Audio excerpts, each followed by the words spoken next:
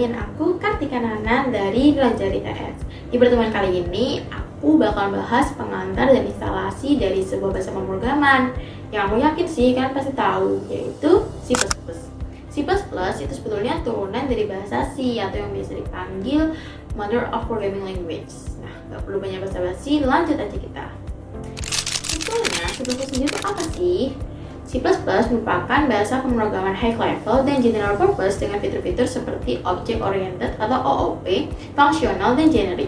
C++ awalnya dikembangkan oleh Brian Starsov pada tahun 1979 sebagai bahasa C dengan kelas. Tadi kan udah disinggung ya, bahasa pemrograman high level. Apa sih maksudnya high level di sini tuh? Apakah kalimatnya itu tinggi atau gimana bahasanya?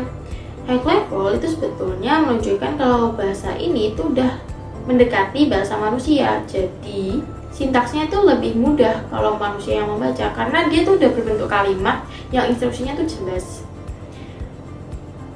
Hal ini juga menyebabkan C++ tuh jadi lebih mudah buat dipelajari dan terkenal karena hal ini. Tak hanya karena itu, dia juga terkenal karena performanya tuh tinggi, terus efisien, sama fleksibel dalam penggunaannya karena punya data sama fungsi yang disatukan dalam kelas dan objek untuk bekerja sama menyelesaikan sebuah masalah.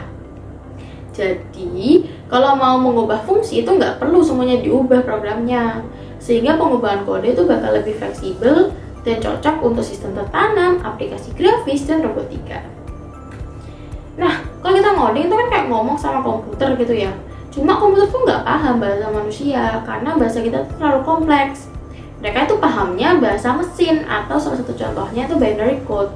Nah, masa kita kalau mau ngasih instruksi harus pakai binary code yang 0101, sulit kan bagi kita buat bacanya. Makanya diciptain bahasa pemrograman yang high level tadi. Nah, bahasa pemrograman yang high level itu juga nggak bisa langsung diterima sama komputer, butuh yang namanya translator. Translator ini disebut sebagai compiler. Sebetulnya kita tuh bisa-bisa aja sih coding di compiler, cuma tampilannya tuh lebih berantakan dan bikin kita tuh lebih bingung gitu loh. Jadi nggak fokus kalau mau bikin program yang mau kita buat. Makanya sekarang tuh ada yang namanya IDE atau Integrated Development Environment. Yaitu merupakan aplikasi editor kode yang menyertakan compiler di dalamnya, jadi bisa langsung kita pakai. Nah, aplikasi IDE yang terkenal buat C++ sendiri tuh ada Dev C++, terus CodeBlocks, sama VS Code nih yang paling sering terkenal. VS Code ini juga nggak hanya dipakai buat C++, tapi buat bahasa-bahasa lain masih bisa. Nah, yang bakal kita instalasi kali ini tuh pakai VS Code. Untuk instalasinya bisa langsung cek di websitenya Visual Studio Code langsung pakai link ini. Nanti tampilannya tuh bakal kayak gini. Nah, ini bisa langsung diikutin aja sebetulnya. Tapi aku bakal nyontohin. Pertama kita bakal install Visual Studio Code pakai link ini. Di sini nah, tampilannya kayak gini. Terus sama install MinGUI.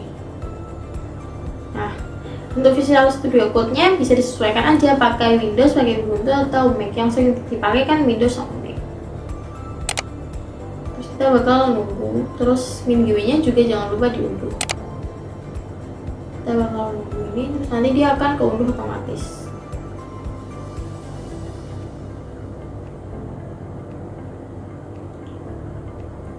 Oke, sambil kita nunggu. Kita bakal setup si MinGUI-nya dulu. Nah, karena sebetulnya aku udah pernah unduh, jadi ini mungkin akan jadi tumpuk.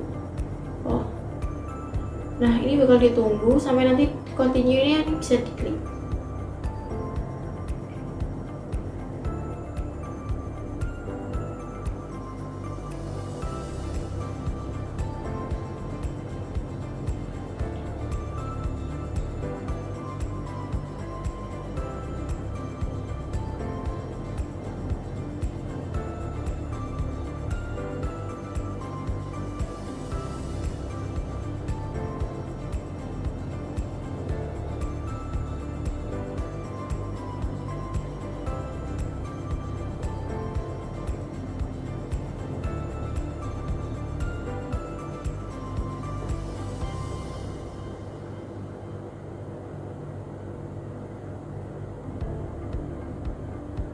Nah kalau udah continue, terus habis itu kita bisa klik yang Win32 base, mark for installation, sama GCC G++ untuk lama. Terus habis itu ke installation, terus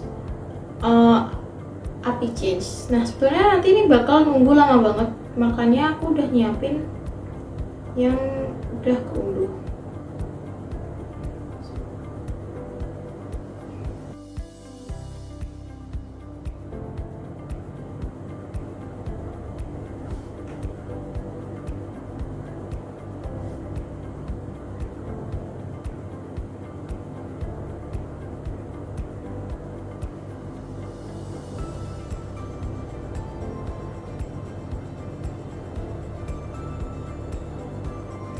Nah kalau udah selesai, kita bisa ke tempat penyimpanannya. Tadi tempatnya diisi.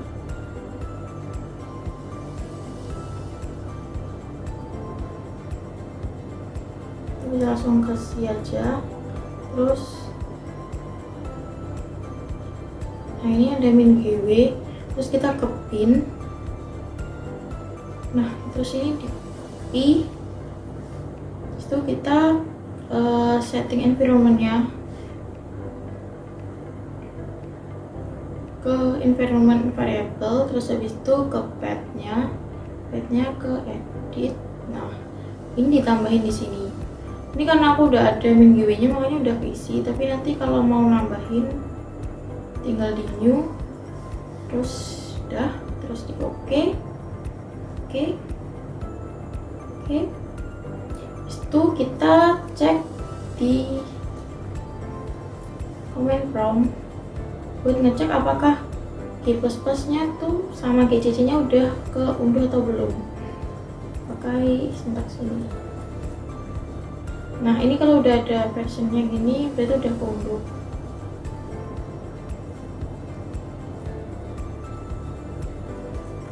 Nah ini juga udah keunduh, berarti udah bisa langsung dipakai. Terus kita ke VS Code-nya.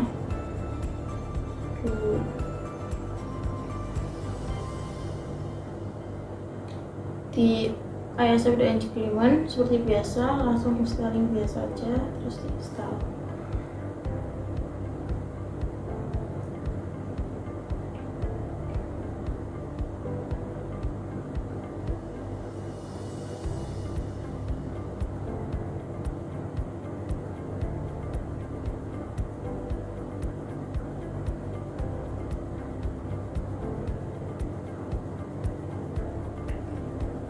Nah ini kalau udah selesai di finish saja. Terus habis itu kita bakal membuka Visual Studio Code-nya.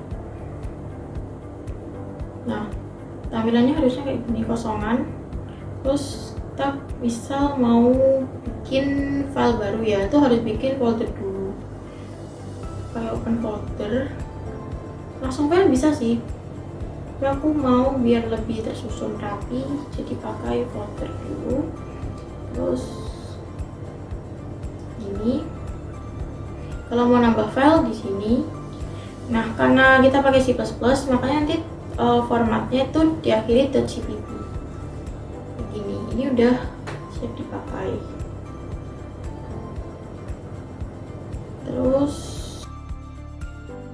kita coba bakal terus ke materi selanjutnya.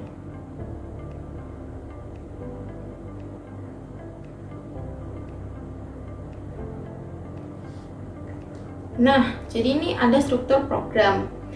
Di sini tuh ada header file, taruh atas. Nah, contohnya tuh include iostream ini sebagai header file. Terus bagian sini biasanya ada definisi sama deklarasi baik variabel, fungsi ataupun class di sini. Terus bawahnya ada bagian utama atau yang biasa dipanggil fungsi main.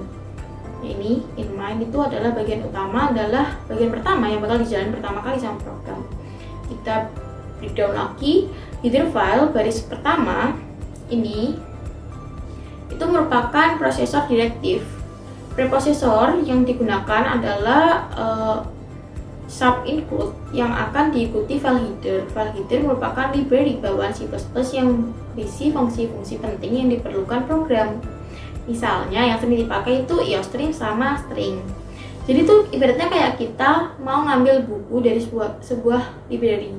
Nah, kalau library-nya ini nggak ada, tempatnya tuh nggak ada, ya bukunya berarti kan ya nggak bisa diambil kan. Makanya kita tuh perlu library buat kalau mau bikin fungsi-fungsi itu bisa diambil dari library-nya gitu. Terus bawahnya ini ada definisi sama deklarasi, digunakan untuk mendeklarasikan atau mendefinisikan variabel, fungsi, struct, class, dan lainnya. Terus ada bagian utama yang tadi fungsi main sama komentar. Komentar di sini nggak disebutin, tapi komentar itu merupakan bagian dari program yang tidak dieksekusi. Komentar itu berguna untuk mendeskripsikan program yang dibuat, terus buat dijelasin ke programming lain. Misalnya, untuk menjelaskan bagian dari kode, biar programmer lain tuh paham gitu loh, kita tuh bikinnya tuh apa sih, masuk kode ini tuh apa. Karena kan kadang variabelnya tuh suka-suka kita ya, jadi programmer lain tuh belum tentu paham sama kode yang kita buat. Ini juga buat bantu kita buat nge-remind kalau oh dulu kita tuh pernah bikin kodenya tuh maksudnya kayak gini gitu. Ada dua jenis komentar, yaitu single line sama multi line. Ini lebih enak kalau kita contohin langsung aja.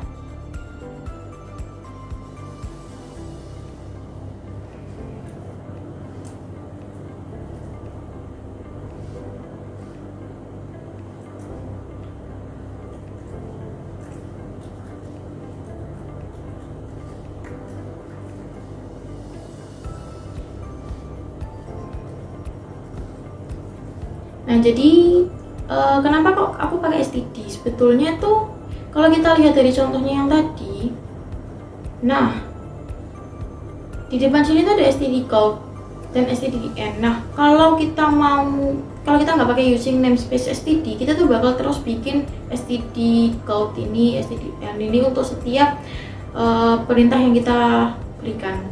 Jadi daripada ribet, mending langsung using namespace std. Dan library-nya kenapa kok cuma iostream aja, itu sebetulnya udah mencakup banyak hal ya iostream sendiri itu. Terus kita ke deklarasi dan definisi. Komentar itu tadi itu kan ada single line. Single line itu bentuknya kayak gini.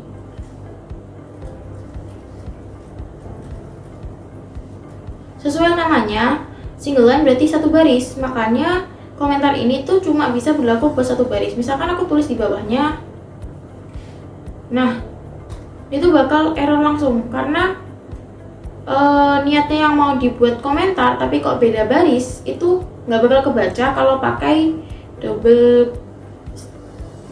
ini, dua simbol ini aja. Nah, gimana caranya kalau kita bikin komen tapi banyak barisnya, nggak cuma satu? Pakai pasangan ini. Nah, ini kalau mau aku tulisin,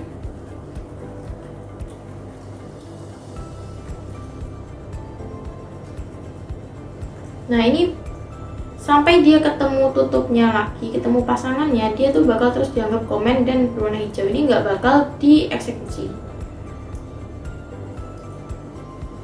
Terus kita bakal ke selanjutnya. Nah, tipe data adalah jenis data dan ukuran data yang akan ditampung oleh variabel atau objek secara umum. Tipe data itu menentukan tipe dan jenis data seperti apa sih yang mau dimiliki oleh sebuah variabel. Ada 3 jenis, yaitu integer, floating, sama karakter.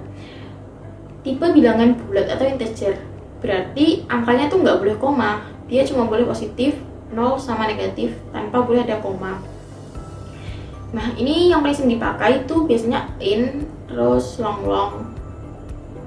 Karena kalau ini tuh ukurannya lebih sedikit kan daripada long. Kadang kita tuh butuh emang yang datanya besar, jadi biasanya pakai long. Terus untuk bilangan real atau floating, nah ini kebalikannya sama yang integer tadi, dia bakal pakai dibuat sama angka yang pakai desimal atau pecahan biasanya. Biasanya sering dipakai itu float sama double. Yang membedakan hanya di ukurannya, tapi fungsinya tetap sama. Terus yang terakhir itu karakter, itu ada char sama bool. Char itu sendiri itu dia nyimpennya 1 bit, jadi cuma 1 huruf. Nah, kalau di C++ sendiri itu sebetulnya ada tipe data string, tapi nanti di include-nya itu harus pakai string buat dia bisa nerima stringnya. Bedanya char sama string itu apa? Jadi char itu di huruf, sedangkan string itu kata atau kalimat. Jadi string itu kayak kumpulan char gitu. Terus ada bool, itu digunakan untuk menyatakan true or false. True-nya itu biasanya 1 dan false-nya itu dikatakan 0. Ini buat ngecek biasanya apakah fungsi tersebut kalau dijalankan itu benar atau salah. Terus ada modifier yang digunakan untuk mengubah makna dari tipe data. Contohnya long dan unsigned. Ini cuma nambahin aja sih biar kayak memorinya tuh makin banyak gitu. Jadi yang misalkan awalnya double yang nilainya cuma segini ukurannya, aku tuh pingin dia jadi lebih besar lagi, makanya pakai long gitu. Terus variabel itu adalah sebuah tempat yang digunakan untuk menampung data atau nilai pada memori yang mempunyai nilai yang dapat berubah-ubah selama proses program. Misal ini variabel namanya myIn, aku nyimpen angka 4, terus aku nyimpen myFloat, nilainya tuh 2,5 value-nya. Terus myChar aku nyimpen A, terus string aku nyimpen hello. Jadi kayak tempat sebuah value itu namanya variabel. Variabel itu bisa dideklarasikan sama didefinisikan. Jadi kalau kita mau pakai sebuah variabel itu dia penting banget buat dikenalin dulu, dikenalkan ke orang-orang. Nah, dikenalkan ini namanya tuh deklarasi. Deklarasi ini tuh berarti kita nggak bakal ngasih nilai value awal dulu. Bedanya sama definisi, kalau definisi tuh dia bakal langsung nge-statement nilai awalnya itu berapa gitu.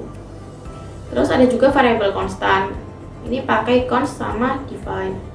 Mending langsung kita coba aja.